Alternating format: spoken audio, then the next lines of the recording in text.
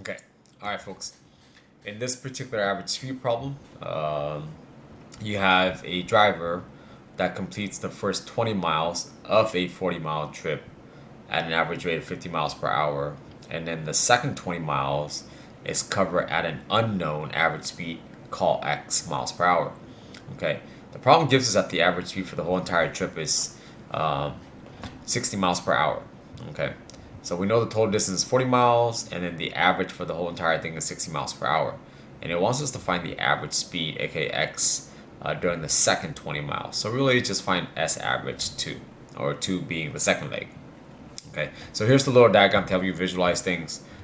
Here, there's a car covering the first 20 miles at a rate of 50 miles per hour, and then it covers the second 20 miles at a rate of unknown x miles per hour. So really, x is what we're trying to find, but x represents average speed in this case because it's miles per hour, and that's what it wants in the statement. All right, so let's go ahead and set up our information here. I have three columns. The reason I have three columns is because information in the first 20 miles given, information in the 20 miles, in the second 20 miles given, and we also were given information for the whole entire trip. So let's set up the first column. In the first column, I have it as T1 is equal to D1 over S average 1. The reason I have it as T, which is your unknown in this case, is because the distance for the first leg is given, which is 20 miles. The average speed for the first 20 miles is given as 50 miles per hour in the statement. So I have I have a couple of known variables here. The only unknown is T1. That's why I have it set up as T1 equal to something else, okay? For this middle column, it's a little different compared to the first column. I have it as S average 2. This is really representing X here. The problem states X, but really X represents in this case the average speed for the second leg, or aka the second 20 miles. I have it here as an unknown because that's what we're trying to find. So therefore, in order to find S average 2, I need two quantities. I need a D2 and a T2. But D2 is given to us as 20 miles because this particular problem, it broke the 40 miles into two equal parts. So the second leg is also 20 miles and the first leg is also 20 miles, okay? So we know D2, but we don't know what T2 is. So as you can see, it's kind of impossible to solve for S average 2 unless you figure out what T2 is. But that's okay.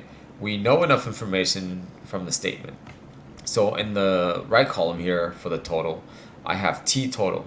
The reason I have T total set up as my unknown is because, well, I'm giving two quantities.